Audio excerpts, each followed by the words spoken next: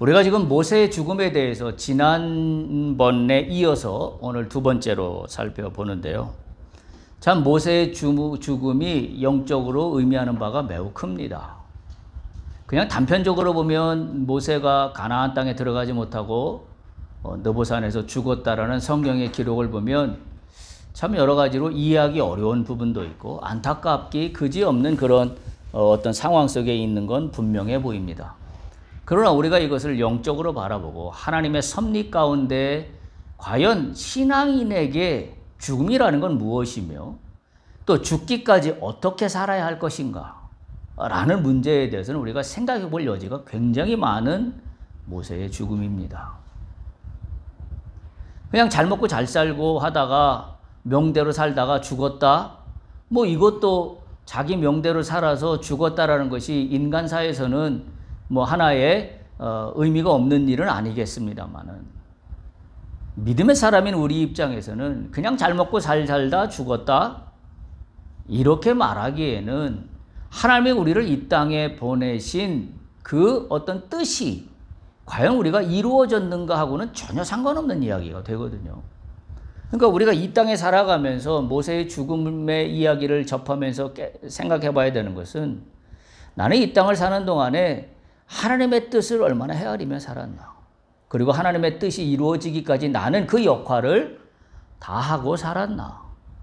라는 것으로 우리는 뭔가 초점이 바뀌어져야 돼요. 그냥 내 명대로 잘 먹고 잘 살다, 내 명이 다해서 죽었다. 이거는 그냥 세상적으로 하는 이야기입니다. 만약에 우리가 믿음의 사람임에도 불구하고 죽음에 대한 이해를 그렇게 가져간다 그러면 제가 볼 때는 믿음의 사람의 죽음이라고 말할 수 없을 것 같아요. 왜냐하면 세상 사람의 죽음에 대한 대하는 태도와 똑같기 때문이죠. 우리에게 중요한 것은 우리는 사나 죽으나 우리에게 중요한 기준점은 하나님의 뜻이에요. 하나님의 뜻이 이루어졌나 이루어지지 않았나 그건 내가 평가하기 어렵지만 그러나 우리가 살아가야 될 태도는 뭐냐면 죽을 때까지 하나님의 뜻을 이루기 위해서 내가 할 일을 하는 겁니다. 그런 면에서 우리는 죽음이라는 문제가 당연한 인간의 유한한 결과라고 볼 때에 그렇다면 우리는 어쩌면 역설적으로 죽음을 향해 달려가고 있는 인생들입니다. 그렇다면 죽음을 향해 달려가기까지 나는 하나님의 뜻에 얼마나 순종하며 살아갔는가. 이것이 우리의 척도가 되어야 되고 기준점이 되어야 된다는 사실을 우리가 다시 한번 생각해 볼 수 있기를 바랍니다. 그런 면에서 오늘 두 기사를 읽었는데 하나는 모세의 죽음에 대한 기사지요. 신명기 34장 1절에서 12절에 있는 말씀과 저는 뭐가 동일하게 대비됐냐면 바울의 죽음과 동일한 선상에서 똑같이 이해가 됐습니다. 그래서 사도행전에 보면 20장 우리가 읽은 22절 24절에 보면 바울이 이렇게 고백합니다. 보라 이제 나는 성령에 매여 예루살렘으로 가는데 거기서 무슨 일이 일어날지 모른다. 근데도 가요. 상식적인 삶이라 그러면 인간적인 삶이라 그러면 인간적인 자신의 안위만을 생각하는 삶이라 그러면 다시 말하면 하나님 뜻과 상관없이 나만 생각하는 삶이라 그러면 무슨 일이 일어날지 모르는데 왜 갑니까? 더군다나 지금 바울의 이 상황은 죽을지도 모르는 상황입니다. 왜? 바울이 지금 복음을 전하면서 수많은 위협과 죽음의 고비를 넘어가고 있는 그 상황이에요. 그 상황에 바울은 예감이 듭니다. 자기가 소위 말해서 예루살렘으로 가면 무슨 일을 당할지 모른다. 유대인들에게 무슨 일을 당할지 모른다라는 거예요. 그런데 오직 성령이 각 성에서 내게 증언하여 말씀하시기를 나를 결박하고 환난하는 게 나를 기다린다고 성령께서 알려주셔요.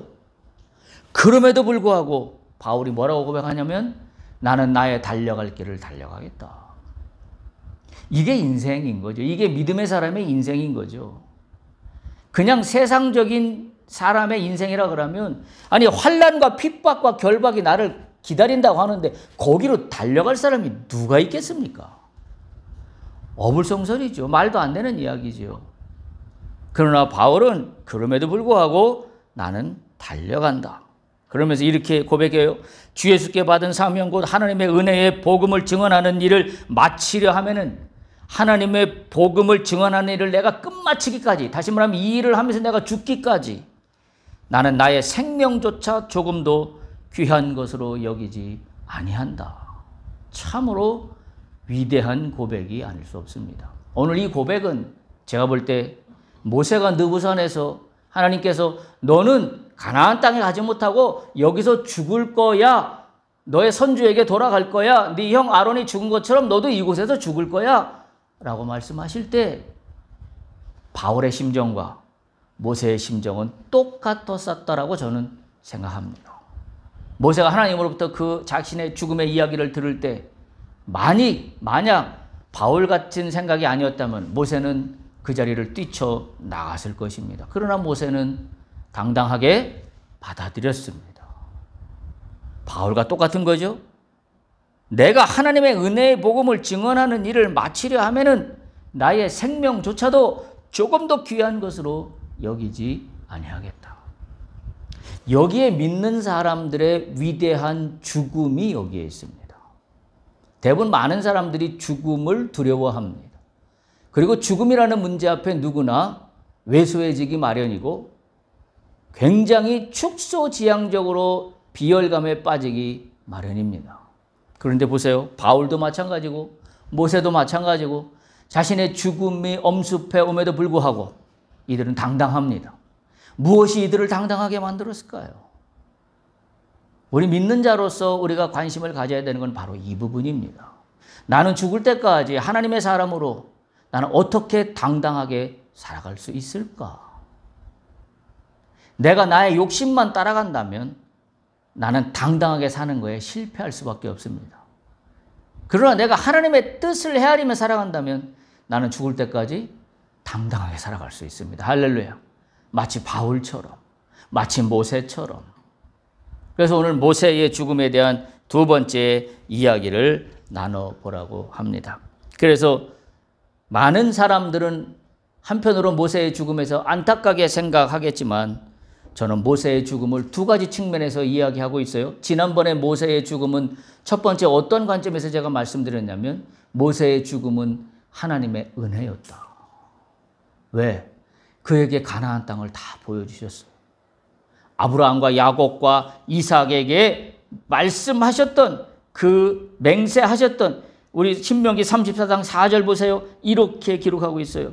여호와께서 그에게 이르시되 이는 내가 아브라함과 이삭과 야곱에게 맹세하여 그의 후손에게 주리한 땅이라 내가 네 눈으로 보게 하였거니와 그러나 너는 그리로 건너가지 못하리라. 이게 건너가지 못한다는 거에만 초점만 두면 우리는 신앙인이 아닙니다. 그건 세상 사람들의 기준에 불과합니다. 건너가든 건너가지 못하든 그것은 나의 기준이 될 수 없습니다. 왜? 하나님께서 하시는 일이기 때문에. 그렇다면 나에게 더 소중한 일은 오늘 모세에게 다가온 것은 여호와께서 모세에게 직접 현현하여서 말씀하셔요. 내가 너에게만 약속한 것이 아니라 아브라함과 이삭과 야곱에게 맹세하여서 그의 후손, 그거는 너도 포함되고 너의 후손도 다 포함되는 거죠. 주리라 약속한 땅, 자 보아라. 내가 이 땅으로 너의 후손들을 드릴 것이다. 이것을 보여주고 있기 때문에 이 장면은 굉장히 영광스럽고 은혜로운 장면입니다.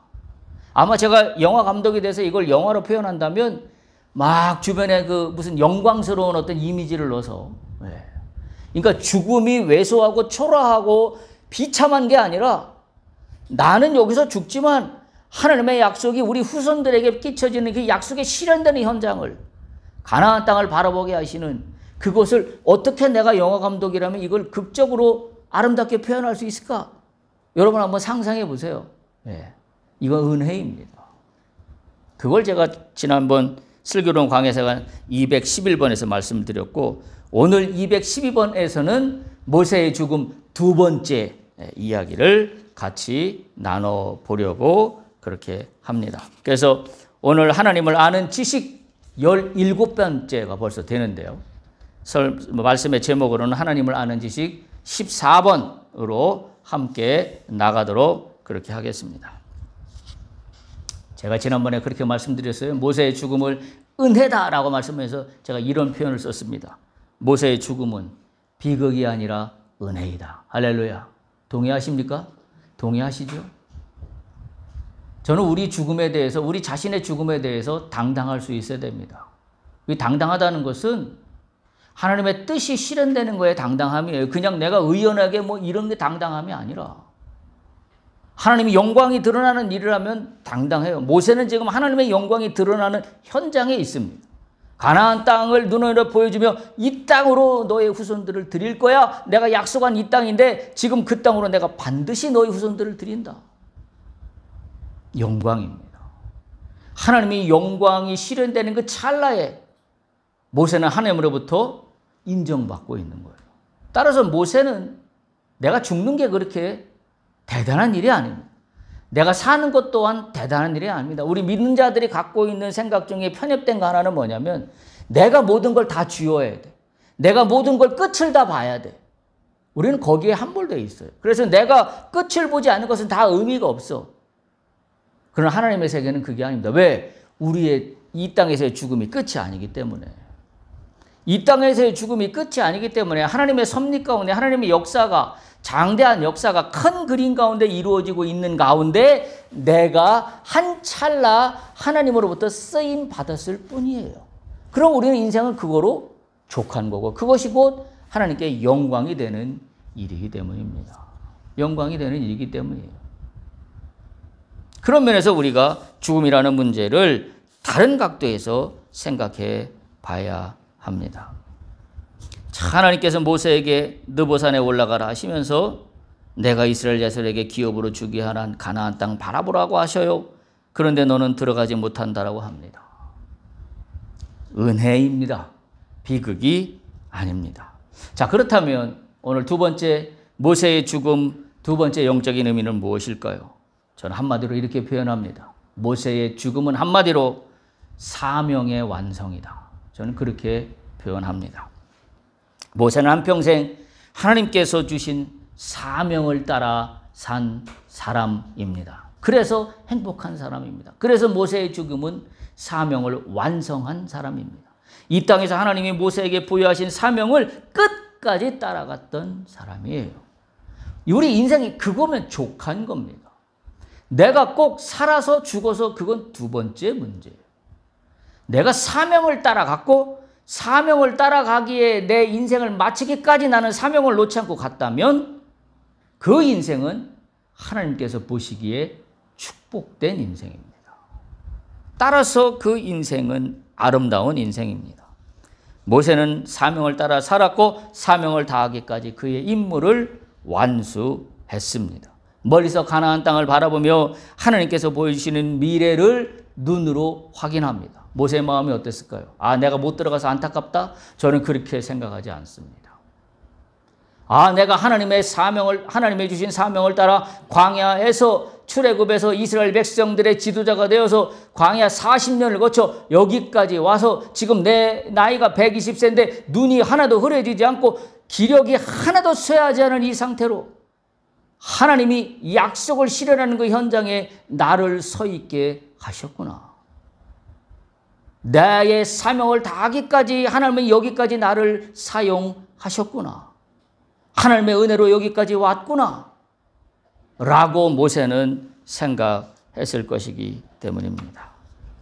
모세의 인생을 따지고 보면 모세의 인생은 그가 출생할 때부터 죽을 때까지 범상한 일생을 살았습니다. 결코 평범한 인생의 아니었습니다. 출생에서부터 모세의 인생은 3기로 나눌 수 있어요. 첫 번째는 뭐죠? 태어나면서부터 40세까지. 이때는 어떤 시기냐면 애굽의 왕자로 살던 시기입니다. 물론 태어날 때는 왕자로 태어나지는 않았지만 그러나 40세까지 왕궁에서 왕자로서의 교육을 받으며 학문을 배우며 모든 왕궁의 법들을 배우며 그 질서 가운데 살았습니다. 두 번째는 어떤 시기죠? 모세의 시기는 미디안 광야 시기입니다. 모세가 40세에서 80세가 미디안 광야 시절입니다. 이때는 뭐냐면 40세에서 80세까지는 광야에서 목자로 살았습니다. 그러니까 목자로 살아가면서 아무런 존재감이 없는 그런 시간을 40년을 보냈습니다. 그리고 마지막 80세가 되던 해 하나님으로부터 부름을 받습니다. 그래서 80세가 되어서 120세로 죽을 때까지 마지막 40년은 출애굽의 여정을 모세가 인도했던 그러한 시기입니다. 그래서 어찌 보면 모세는 40년 단위로 초반 40년, 광야에서의 목자로서의 40년, 그리고 마지막 이스라엘의 지도자로서의 40년, 40년씩 3등분으로 모세의 인생은 구별되는 그러한 삶을 살았습니다. 모세 이야기가 펼쳐지는 시기가 대략 역사적으로는 BC 1500년 경인데요. 배경은 고대 이집트입니다.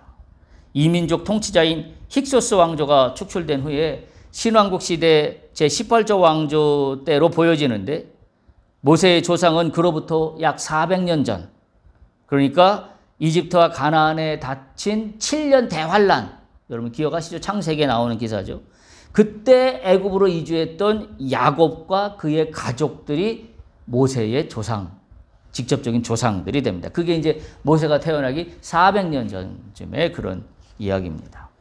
이스라엘 민족들이, 히브리 민족들이 나일강 삼각주 고센 지역에 정착해서 살아가는 동안에 초반기에는 큰 어려움이 없이 살았습니다.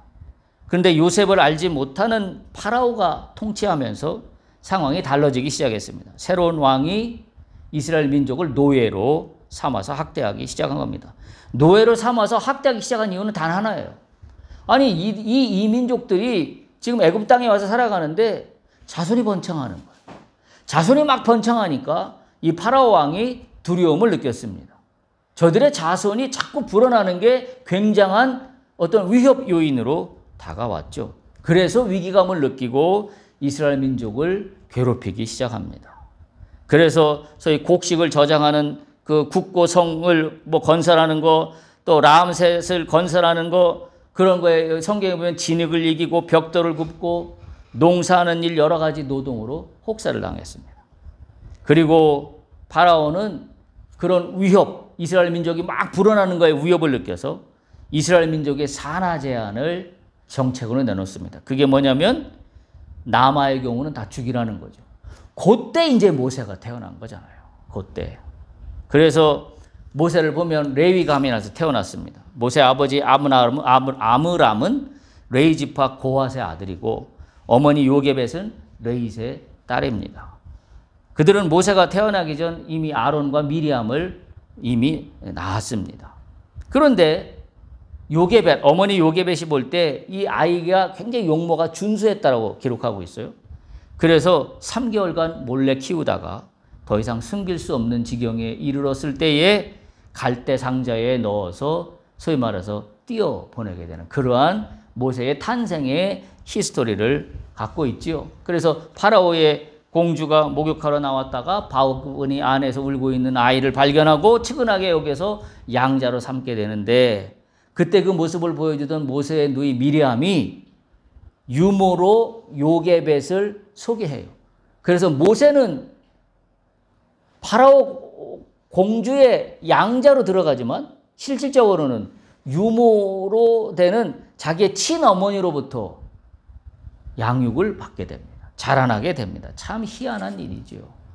이게 어떻게 우연의 일이라고 이야기할 수 있겠습니까? 모세는 결국 자기의 친엄마 손에서 자라나게 됩니다. 모세는 이미 출생 이야기부터 전적으로 하나님의 섭리가 아니면 이미 죽었을 사람이에요. 그런데 살아났습니다. 그것도 어머니의 손에서 살아 왕궁에서 자라는 그와 같은 일이 발생합니다. 근데 모세는 다른 기록은 없습니다만은 사도행전에 보면 스데반이 죽을 때 그 설교한 게 있는데 그 중에 사도행전 7장 20절에서 22절에 이런 기록이 나와요. 모세가 이집트 왕실에서 자라면서 이집트의 모든 학문을 배워 유능하고 뛰어났다고 말하고 있습니다. 그리고 모세의 중반기 인생 40세에서 80세 미디안 광야의 목자로 살아납니다. 너무나 잘 아는 이야기죠. 모세가 40세가 되었을 때 소위 왕궁 밖으로 나가 히브리인들의 건설 현장에 나갔다가 히브리인이 죽는 것을 보고 화가 치밀어서 모세는 이집트 감독관에게 억울하게 매를 맞아 학대당한 그 현장 속에서 이집트인을 죽이고 모래 속에 묻습니다. 이제 이것이 모세의 인생이 180도로 바뀌어지는 그와 같은 전환점이 되지요. 스데반은 이 장면을 기억하며 이렇게 이야기합니다. 모세가 이때 동족의 사정을 돌아볼 생각이 났다. 모세는 자신이 히브리인 민족임을 인정하고 살았습니다. 그런데 자기 히브리인이 학대받는 것을 보고 돌아볼 생각이 났습니다. 그게 하나님의 은혜 아닙니까? 똑같은 사람이지만 하나님의 은혜가 아니면 40년간 잊고 살았던 동족에 대한 마음이 끌어오를 수가 없습니다. 하나님의 은혜입니다.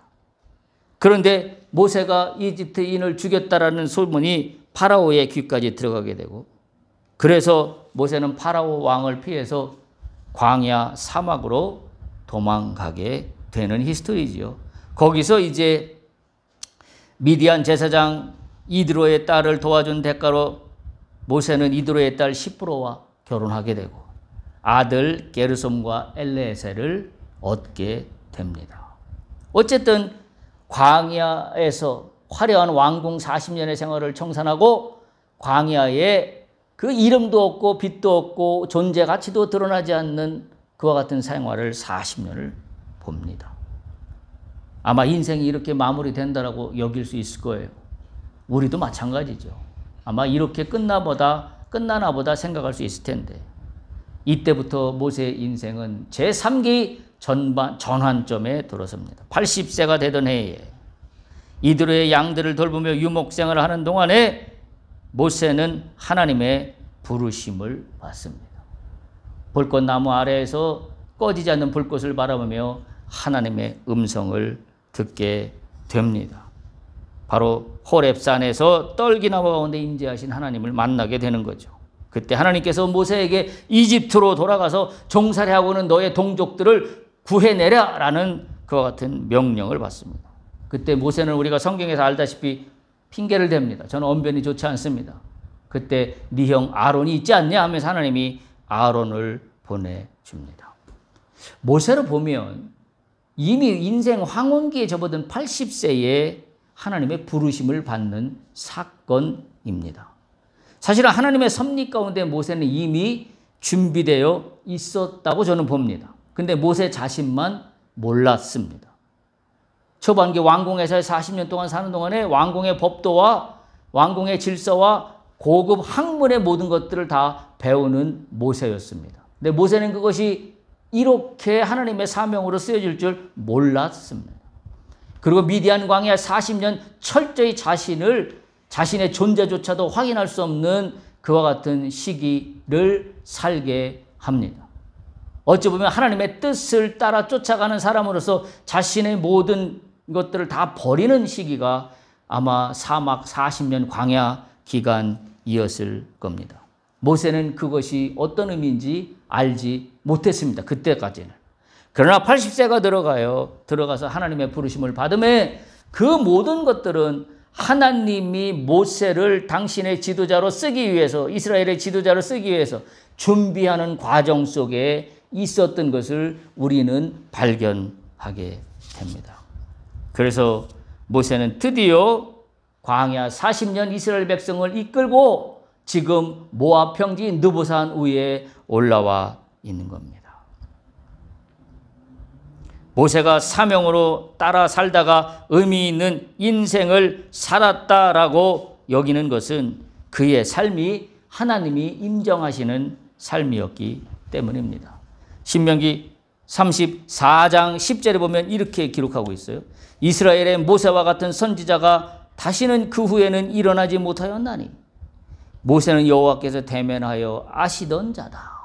성경은 그렇게 기록하고 있습니다. 모세 이후에는 모세와 같은 선지자가 나타나지 않았다라고 이야기할 정도로 모세는 하나님이 인정하시는 삶을 살았습니다. 그러나 사람들은 대부분 자신의 사명을 일찍 발견하지 못합니다. 바울이 그랬습니다. 바울이 자신의 사명을 발견하기까지는 우여곡절을 다 겪습니다. 특별히 스데반이 순교당한 그 현장에 사울이라는 청년이 거기 서 있었다고 사도행전은 기록하고 있어요. 성 밖으로 내치고 돌로 칠세 증인들이 옷을 벗어 사울이라 하는 청년의 발 앞에 두니라. 사도행전 7장 58절에 스데반이 순교를 당할 때 상황을 묘사하고 있습니다. 사울은 그가 어떤 존재, 어떤 사명을 가지고 태어났는지 그는 그때까지도 알지 못했습니다. 오직 유대인의 율법 학자로서 하나님의 뜻을 저버린다고 여기는 예수쟁이들을 죽이는 것이 그가 옳은 신앙인으로서의 태도라고 여기며 살았던 사울입니다. 그런데 다메섹에서 주님을 만나게 됩니다. 예수쟁이들을 죽이려고 줄다름쳐 쫓아가는 다메섹 도상에 갑자기 하늘로부터 빛이 임하여 예수를 만나게 되는 극적인 상황에 도달합니다. 그때 사도행전 9장 5절에 보면 나는 네가 박해하는 예수다 라는 음성을 빛을 듣고 보게 됩니다. 사울은 율법자로서 율법에 해박한 지식을 갖춘 세월을 보낸 것도 그리고 당시의 학문에 박식한 자로 교육을 받은 것도 앞으로 로마에 가서 지식인들에게 복음을 전해야 된다는 그 사명을 이루기 위한 준비 작업이었다는 것을 본인은 몰랐습니다. 이때까지도. 그러니까 하나님은 우리의 인생도 마찬가지로 나는 지금 내가 왜 이런 과정을 겪고 있는지 이해하지는 못하지만 이미 나는 뭐예요? 하나님의 뜻 가운데 내 인생이 준비되고 있다는 사실을 우리는 깨달을 수 있어야 합니다. 그래서 결국은 바울은 이방인의 사도로서 로마까지 가 복음을 전하는 하나님의 뜻을 전하는 사명자로 살게 됩니다. 베드로도 그랬습니다.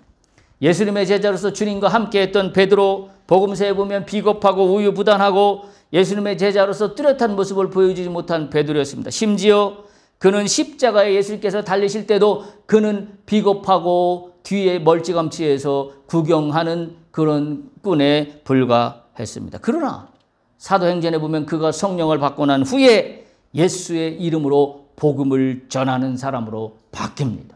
무엇이 이를 그렇게 바꿔놓을까요? 그것은 단 하나입니다. 하나님께서 나에게 주신 사명을 발견할 때 나는 180도로 인생이 바뀌게 됩니다. 만약에 베드로가 그냥 그렇게 예수의 제자로 살다가 죽었다라고 한다면 베드로는 그냥 그거로 더 이상 더 이하도 아닌 그냥 문자 하나로 기록된 예수의 제자 정도로 언급됐을 겁니다. 그러나 베드로는 성령을 받은 후에 전혀 다른 사람으로 바뀌게 됩니다. 바로 그가 깨달은 사명입니다. 그래서 그는 예수를 전하는 사람으로 바뀝니다. 이 사명을 따라 예수를 전합니다. 그래서 사도행전 2장 38절에서 41절을 보면 베드로가 오순절에 설교할 때에 3,000명이 회개하는 역사가 일어났다고 성경은 기록하고 있습니다. 모세는 자신의 하나님이 주신 사명대로 사는 인생인 것을 확실히 알고 있었습니다. 왜냐하면 비스가 산에서 자신의 죽음의 계시를 받고서 그 후에 모세가 하는 행동을 보면 우리는 이해할 수 있습니다. 만약 하나님의 뜻을 받아들이지 못했다면 모세는 도망갔을 겁니다. 그러나 모세는 오히려 순종했습니다. 이미 자신의 후계자인 여호수아에게 자신의 지휘권을 이양했습니다. 신명기 34장 9절에 보면 모세가 눈의 아들 여호수아에게 안수함으로 그에게 지혜의 영이 충만하여 이스라엘 자손이 여호와께서 모세에게 명령하신 대로 여호수아의 말을 순종하였더라고 기록하고 있습니다. 모세는 자신이 죽음을 듣고 나서 지휘권을 여호수아에게 임계합니다. 멋지지 않습니까? 내가 끝까지 해야 되겠다고 부여잡고 있는 것이 아니라 내 사명이 여기까지라는 것을 모세는 분명히 인정하고 알고 있었고 그것이 하나님 뜻이라는 것을 알고 있었기 때문입니다. 기억하십시오. 사명은 사람을 일으킵니다. 사명은 역사를 일으킵니다. 사명 가진 자만이 새로운 삶을 살아갑니다. 자신의 연민에 빠져 살던 사람들을 하나님의 사람으로 바꾸는 원동력은 사명입니다. 따라서 이 사명을 가진 사람은 사람들을 일으킵니다. 이 사명은 또한 나를 일으킵니다. 착각하면 안 됩니다. 인격만 좋은 사람은 하나님의 일을 못합니다. 사명이 있는 사람만 하나님의 일을 수행합니다. 인격만으로는 역사를 일으키지 못합니다. 왜? 인격은 좋은 사람이라는 표상이 될 수 있을지는 모르지만 인격은 일을 하지 못합니다. 그리스도인에게 인격보다 더 중요한 것은 사명입니다. 나는 하나님으로부터 어떤 사명을 받았는가? 그 사명이 다하기까지 나는 주께 순종하며 충성하는 자가 세상을 바꿉니다. 일을 일으킵니다. 사람을 일으킵니다. 역사를 일으킨다는 사실입니다. 따라서 하나님의 일을 이루게 하는 힘은 사명입니다. 인격은 하나님의 일을 이루게 할 수 없습니다. 왜? 인격만 좋은 거 가지고는 어려운 일에는 도전하지 않기 때문입니다. 사명을 가진 사람만이 어려운 일, 험난한 일이지만 도전합니다. 바울이 그랬고 베드로가 그랬고 모세가 그랬습니다. 말도 안 되는 상황들이었지만 하나님이 주신 사명을 따라 그들은 역사를 바꿨습니다. 만일 바울이 로마까지 기독교를 선포하고 전도하지 않았다면 기독교의 역사는 동방까지 오지 못했을 겁니다. 오늘 우리나라에까지 돌아오지 못했을 겁니다. 그러나 예루살렘부터 시작한 선교의 역사는 서쪽으로 로마를 거쳐서 지구 한 바퀴를 돌아서 동쪽 우리나라에까지 왔던 것을 역사는 증언하고 있습니다. 만일 바울이 로마로 가지 않았으면 이 일은 일어나지 않았을 겁니다. 바울의 인격이 좋아서가 아니라 바울은 하나님으로부터 사명을 부여받은 사람이기 때문에 하나님의 뜻을 이루는 역사의 한 모퉁이를 담당했던 겁니다. 우리는 우리의 사명을 잘 깨닫지 못합니다. 왜냐하면 나의 현재 현실을 보면 답답한 것뿐이기 때문입니다. 어찌 보면 아무것도 일어날 일이 없는 그저 무심한 하루하루로 나는 보이기 때문입니다. 모세도 그렇고 바울도 그렇고 베드로도 그렇고 처음부터 이들의 삶도 하나님의 사명을 따라 뭔가 일을 도모한 사람들이 전혀 아니었습니다. 어찌 보면 엉뚱한 삶을 사는 것처럼 보였던 사람들입니다. 그러나 때가 되어 하나님이 부르시는 사람들에게는 자신들에게 주어진 사명이 무엇인지를 깨닫게 하십니다. 따라서 무력해 보이는 하루하루의 일상은 이렇게 이해하시면 됩니다. 사명을 위한 준비되는 기간이라는 사실을 우리는 영적으로 바라봐야 합니다. 따라서 내가 아무 일도 일어나지 않는 무기력한 하루하루가 의미 없는 하루하루가 아니라 이 모든 것들은 때가 성숙해지면 하나님께서 사용하고 일구시는 한 모퉁이를 담당하는 일이 된다라는 사실입니다. 오늘 나에게 주어진 하루하루는 하나님께서 나에게 허락하시는 사명 가운데 존재한 하루하루라는 것을 우리는 깨달을 수 있기를 바랍니다. 주님의 때에 준비된 자로 하나님 앞과 세상 앞에 드러나게 되기 때문입니다. 따라서 오늘 하나님을 아는 지식 16번째는 하나님은 어떤 분이시냐? 사명의 사람을 찾으시고 부르시는 하나님입니다. 사명의 사람을 찾으시고 부르시는 하나님입니다. 사명자는 자신의 능력이 아니라 하나님의 능력으로 살아갑니다. 여호와께서 모세에게 임했고 사명 후에 능력을 부어 주셨습니다. 우리가 읽었던 신명기 34장 11절 12절에 보면 이렇게 기록되어 있습니다. 여호와께서 그를 애굽 땅에 보내사 바로와 그의 모든 신하와 그의 온 땅에 모든 이적과 기사와 12절 모든 큰 권능과 위엄을 행하게 하셨다. 사명을 따라 사는 자에게 하나님께서 능력을 부어주십니다. 그것은 내 힘으로 하는 게 아닙니다. 따라서 나에게 주어진 사명을 발견하면 그때부터는 나의 힘으로 이 사명을 감당하는 게 아니라 하나님이 부어주시는 능력으로 나에게 주신 사명을 감당하는 인생을 살아가게 된다라는 사실입니다. 바울은 회심한 이후에 이렇게 이야기합니다.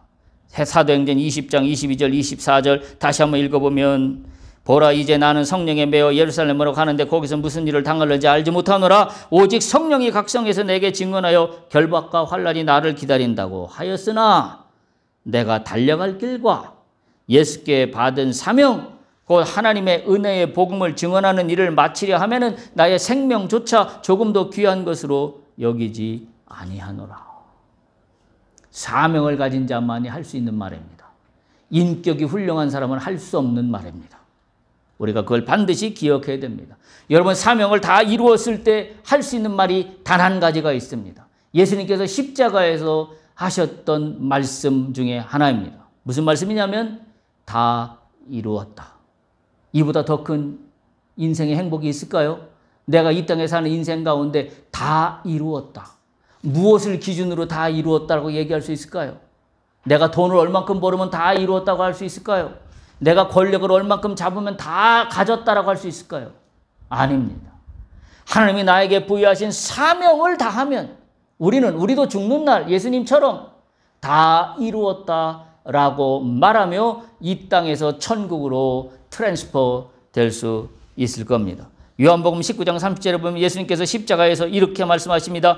예수께서 신포도주를 받으신 후에 이르시되 다 이루었다 하시고 머리를 숙이니 영혼이 떠나가시니라. 다 이루었다. 멋지지 않아요? 사명을 다한 사람만이 할 수 있는 말입니다. 제가 지난번에도 말씀드렸지만 많은 인생은 죽을 때 후회하고 안타깝고 억울하고 원통하고 그래서 눈을 감지 못하는 일이 참으로 많은 것을 우리는 여러 이야기들을 통해서 압니다. 눈을 부릅뜨고 죽습니다. 안타까워서, 억울해서, 내가 더 가지고 더 누렸어야 되는데 그걸 못해서. 그러나 믿는 자들은 특별히 사명을 붙잡고 사명을 따라 믿는 자는 나의 죽음 앞에 당당할 수 있습니다. 뭘로? 사명을 따라 살았기에 내가 다 이루었다. 주님 감사합니다. 내가 이 땅을 다하기까지 나를 사용하신 하나님 감사합니다. 나에게 사명을 허락하시고 그 사명이 무엇인지 나에게 발견하게 하시고 그리고 내가 그 사명을 따라 오늘 이 영광된 순간에 왔사오니 주님 감사합니다. 나의 죽음을 통하여 주님 영광 받으시옵소서. 감사합니다. 이게 믿는 자들의 최후의 모습이 아닐까 합니다. 여러분, 사명을 따라 사는 사람만 역사를 바꿉니다. 아니, 역사를 일으킵니다. 그리고 그의 인생은 후회가 없습니다. 어떤 고난이 오더라도 세상의 것과 바꿀 수 없는 기쁨이 믿는 자들에게 있습니다. 그것은 천국의 소망인데 그 천국의 소망은 뭘로 이뤄가냐면 자신에게 주어진 사명을 따라 살아갈 때 천국의 소망은 이 땅에서 이루며 살아가는 삶이 된다는 겁니다. 이런 면에서 모세의 죽음은 사명적 죽음입니다. 모세의 죽음을 두 가지로 정리했습니다. 하나는 하나님의 은혜의 죽음이요. 또 하나는 사명적 죽음이 모세의 죽음입니다. 여러분들도 하나님이 허락하시는 사명 따라 살기를 축복합니다. 하나님이 허락하시는 준비되는 사명의 사람으로 무력해 보이는 하루하루가 영그러가고 있음을 인정할 수 있기를 바랍니다. 하나님은 부족한 인간의 인격을 붙잡고 일하지 않습니다. 부족한 인간의 인격이 아니라 부족하지만 하나님의 뜻을 헤아리며 사명을 붙잡고 가는 사람들을 붙들고 일하십니다. 그런 자들이 모두가 다 되시기를 축복합니다. 할렐루야.